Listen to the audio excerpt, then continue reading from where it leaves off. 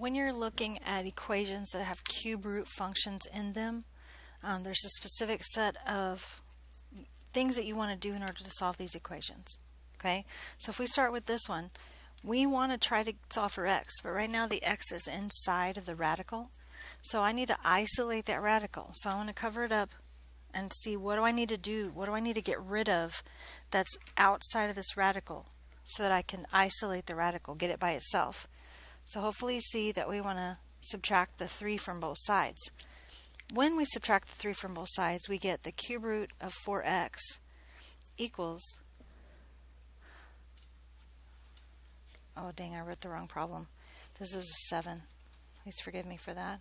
So when I subtract 67 minus 3, I do get 64. I think I was just getting ahead of myself. I apologize for that. Okay. Now that I have the radical isolated, I know there's still stuff on the inside, but I can't do anything with that until I have the radical isolated, until I have the radical gone. Okay. In order to get rid of this radical, it is a cube root, so I need to do the inverse operation to get rid of the cube root. Well, the inverse operation of the cube root is the cube. So in order to get rid of the cube root, I need to cube both sides. When I cube both sides, I get 4x, whatever was inside the radical is what's left, 4x equals 64 to the third power. Well, 64 to the third power happens to be 262,144. Okay, I don't know off the top of my head, I just use a calculator really well. Okay, now if we're trying to solve for x, we just divide both sides by 4, and x equals 65,536. Now, the thing about when you get answers like this, 65,536, typically you think you've done something wrong because that's such a giant number. Well, you can check to see if that's correct by substituting it back into the original equation. 4 times 65,536 is 262,144. The cube root of 262,144 is 64, and 64 plus 3 is 67. So I've checked that answer. I know that it's correct. Okay? Another example might look like this. It doesn't look like a cube root equation, but there is a cube in it, so maybe we're on the right track. Except what we have to figure out what to do is how to get rid of this exponent.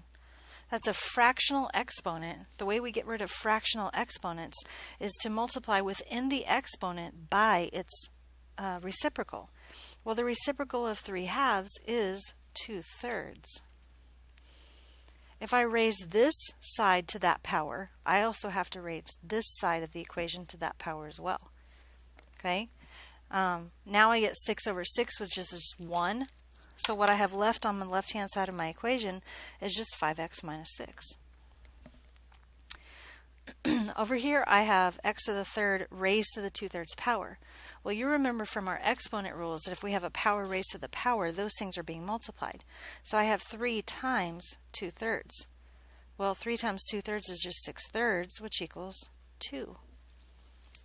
So this is just x squared. Well, now we look and say, how do I solve this now that I have it here? Hopefully you remember back to our quadratics unit where we have x squared and an x over here, and you say, oh, if I got to solve for this x, I could just take the square root. Well, that would work if there was just a 6 on this side. But because there's an x also on this side, we can't just take the square root. We have to solve this the ways that we know to solve quadratics. So we're going to subtract 5x from both sides. And we're going to add 6 to both sides so that this quadratic equation ends up equaling 0. Because if it ends up equaling 0, we can solve it the ways that we know. Like the quadratic formula, we can do completing the square, we can even graph it and see where it crosses the x-axis if we want to. But this problem seems a pretty good problem to try factoring on. So remember, we have to say what multiplies to be 6 and adds to be negative 5. If we're thinking about what multiplies to be 6 and adds to be negative 5, excuse me, hopefully you see that that is negative 2 and negative 3. Negative 2 times negative 3 is positive 6. Negative 2 plus negative 3 is negative 5. Because our leading coefficient is 1, we can go straight to the factors, which are x minus 2 and x minus 3.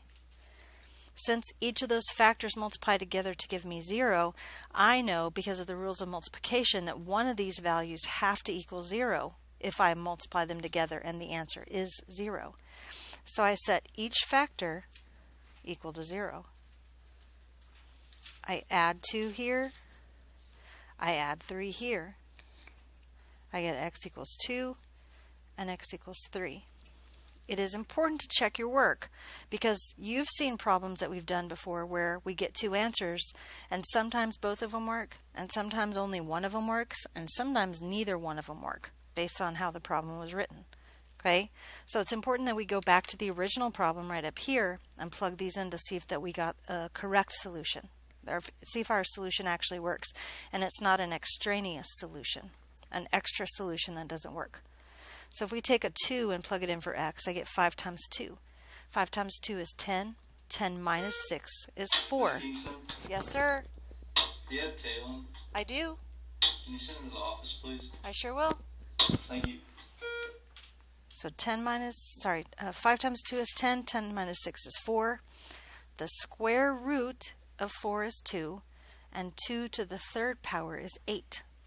So when we're plugging in a 2 on the left-hand side, I get an 8. On the right-hand side, I just get 2 to the third power, which again is 8. So 8 equals 8, so I know that that is a solution. Now I have to check this one. 5 times 3. 5 times 3 is 15. 15 minus 6 is 9. Remember, the top is the power, the bottom is the root if we have a fractional exponent. So the square root of 9 is 3, and 3 to the third power is 27. Well, substituting 3 in for this x, I get 3 to the third power, which is 27. So again, this one happens to work because 27 does equal 27. So in this case, both of our answers work. Okay? So that's our topic today, solving equations with cube roots, cubes and cube roots.